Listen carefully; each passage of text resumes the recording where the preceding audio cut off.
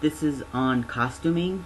I have my own theories about being a drag king. I do feel like costumes, at sometimes they are necessary and sometimes they're not. I think it just depends on your mood, really. It depends on how much work you want to put into it also. Some people just perform just to perform, so they don't care if they're in a costume, or they don't care if they have a penis, or they're taped to the heavens or whatever, you know? Is it a necessity? The only thing that I think is a necessity for being a drag king is taping your boobs. Taping your boobs and making your body look as masculine as possible. Because for women, that's the hardest part of being a male illusionist, is because I'm talking about myself here, and I'm talking about most women in the country. Our bodies are curvy, you know, and I'm not saying that men aren't curvy, but at the same time, the heaviest man still looks like a man, you know what I mean, body-wise.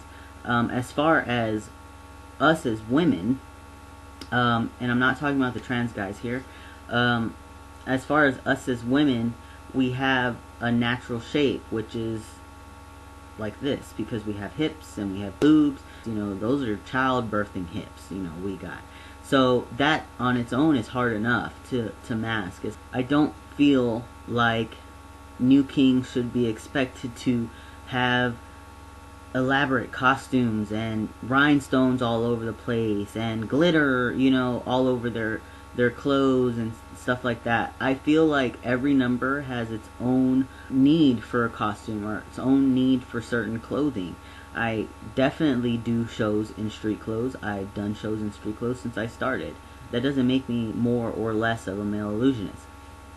As far as character costumes, I do think if you're doing a certain character, yeah, you're going to have a costume that looks similar or has something to do with that character. Otherwise, your performance isn't going to read well. And that's also what you have to keep in mind when you're doing shows. You have to make sure that what you're wearing connects, and this is my opinion. I feel like it should connect with the music that you're doing. Whatever music or song or performance that you're putting on, I feel like your costume or your clothes should connect to that. It's just, I don't want new kings to think that you have to have costumes to be a male illusionist. That's not true at all. I think that it's more of a common sense thing, and it depends on what exactly you're going for as far as a look goes. I don't think that rhinestones are always necessary, and to me, I don't feel like rhinestones are masculine anyway. They're shiny, they're nice, yes. But when you paste all these rhinestones on your formal wear, that doesn't make me think of you as a man. That makes me look at you like you're a disco ball. So it's just stuff like that. You also have to think about what the audience wants too. Because deep down inside, we all want to make tips. We want people to acknowledge us. We want people to like what we're doing. So you have to find something that the audience can relate to as far as their likes. You know, when they say, you know, a quote that I've heard before is, you know, when in Rome, do as the Romans. So if you're at a country bar, I would suggest and I would think that you would use some common sense to do a country number. To me, that's the obvious choice. If you want to do whatever you want, then that's fine. But that was just my opinion, and that's just how I see things. Other people see things differently. They want to be out of the box all the time, and they want people to see all this crazy stuff. You don't have to go all crazy. You know, you don't have to do all kinds of crazy stuff, or, you know, it's not always the shock and awe that makes people like others, makes people want to see drag king. Costuming is not always what you may think it is, or what you've heard the most. You know, costuming is not always about rhinestones and glitter and putting your initials on all your clothes, or, you know, you can be crafty as well. You can make things. If you see something on, you know, the internet, that's where I get most of my ideas from. Sometimes less is more, you know.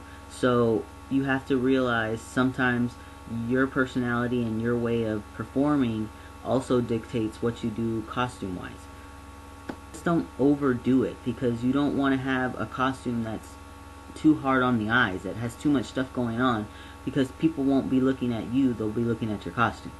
So that's another thing you have to think about. You have to make sure that your costume doesn't overwhelm you as an entertainer, because that's possible.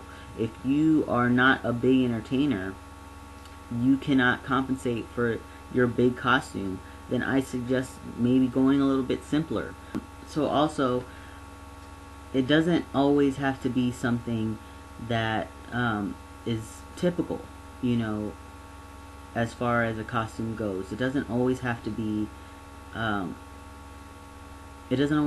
jeans or slacks or a suit or facial hair. You have to see that men in general are, especially nowadays in modern age, men are very, very unique creatures. Men are just as eclectic as women. You just have to find men that are willing to step out of that box, just like us as MIs need to step out of the box as well. I'm not saying to do some random ass number that you know damn well you can't pull off and just go all crazy with all kinds of costumes and stuff like that. That's not what I'm saying. What I'm saying is, you have to find your niche. You have to find what fits you as a person, you know, because deep down inside, we're all people, and our normal lives and our drag king lives, somehow they have to connect in a way. So your personality as a regular person and your personality as an MI, it kind of connects and it overflows at times. So there is qualities from your regular day life and your mentality that go into your creativity as an MI. So keep that in mind as well. You have to be confident in what you're wearing, because if you're not, then nobody's going to pay any damn attention to you. All they're going to do is make fun of you. And nobody wants to be made fun of. Rhinestones are very popular. Sequin is very popular. You can get that online. Just Google it. You know, Google is going to be your best friend if you're new to this. How to make a costume. So there's different ways that you can make a costume yourself, or buy supplies to make a costume. There's different places to go that are very, very popular. Joann's Fabrics, Hobby Lobby, Michael's, Hancock Fabrics, Lowe's, Home Depot, Walgreens, Walmart, garage sales, I mean Goodwill, resale places, thrift stores. These places are like gold for costumes. There's a lot of places, you just have to find them. There's a lot of things out there for you to make into costumes. You just have to find it. You just have to think of it, because that's the beauty of this industry, is that you can be as creative as you want to be. Seamstresses are your best friends. Find somebody that, you know, knows how to sew.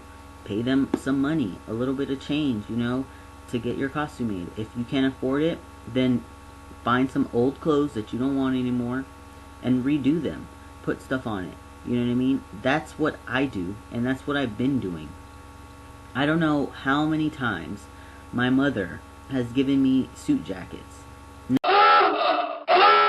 Don't ever wear women's clothes. Don't ever, ever, ever wear women's clothes.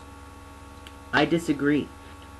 People don't know this, but some women's suit jackets, the manufacturer will keep extra fabric on the side where it's tapered. So you can take the seam out on the side where it's tapered and let all that fabric out, and boom, you don't have a tapered suit. You have a regular suit jacket. You have to make these alterations. You have to look at stuff. The pictures that I'll show you, I was wearing women's clothing and you would never know. So that's just to show that there's some things that's an exception. The only exception, you are the only. So you have to think about your body type as well. You know, just use your resources. It's always based on the person itself. So just because you are a weekday, weekend drag king, or you're a pageant drag king, or you are a prelim drag king, or you're just a home bar drag king, it doesn't matter. It's based on you as a person. You don't have to do what everyone else is doing to be successful. And I say that with the most sincerity and the most encouragement as possible, because I really wish that I saw more drag kings that did things different. But yeah, so I hope this helps a little bit, and I hope you have a different view on things as far as costuming goes. I hope it takes a little bit of pressure off, that you don't have to go above and beyond all the time. It's okay to take a break and save some money, because this is very expensive, especially if you're shelling out money for fabric and rhinestones and sequin and props and hair and liner and whatever, like, it's stuff like that. I hope this does save you some money, and I hope you do have a kind of different aspect on costuming. I wish you all the best, and I'll see you soon.